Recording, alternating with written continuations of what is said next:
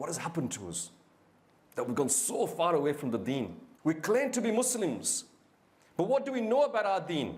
We claim that we are Muslims and we recite the Nas, and like I said at the beginning, we go out and we praise the Prophet of Allah sallallahu alaihi wasallam on the streets, but what do we know about our deen? I'm going to ask you a few questions. I don't want you to answer these questions. To the youngsters that are here today, can you name 10 football players? Can you name 10 cricket players?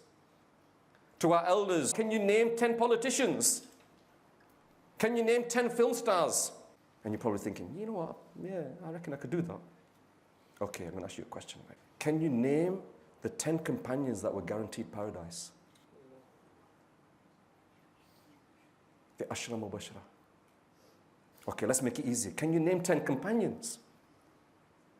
Let's make it even easier. Can you name 10 prophets? Isn't it sad that we know more about football than we know about the prophets of Allah? Isn't it sad that we know more about cricket than we know about the companions of the Prophet of Allah sallallahu alaihi wasallam? We claim to be Muslims, but we've fallen so far. The Quran and my way. Follow them and you will never go astray. The question is, what do we need to do? We need to take that Quran Pak off the shelf and read it. And we need to live our lives according to the Sunnah of the Prophet of Allah sallallahu alaihi wasallam. But then there's a problem. When was the last time I took it off the shelf? Am I reading it properly? Do I know how to read it? I forgot. Or maybe I do remember how to read it because I learnt it 20 years ago, 30 years ago in the mosque. And you think you know how to do it. But mistakes will have come in and you'll be making mistakes now.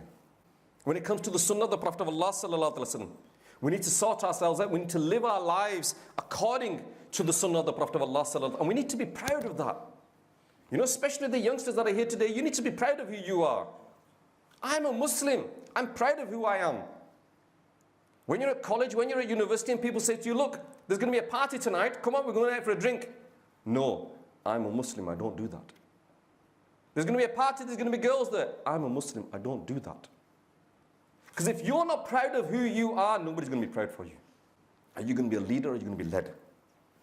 We need to be proud of who we are. And to achieve this, to safeguard ourselves, to be with the Prophet of Allah sallallahu alaihi wasallam on the day of judgment, to show that we love the Prophet of Allah sallallahu alaihi wasallam by following his orders, by observing his sunnahs, we need to have weapons.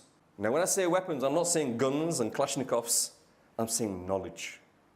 Because knowledge is a weapon. Knowledge is the greatest weapon that you can have against shaitan. Knowledge protects your iman. Reading the Quran and learning the sunnah, these are the weapons that we need to have.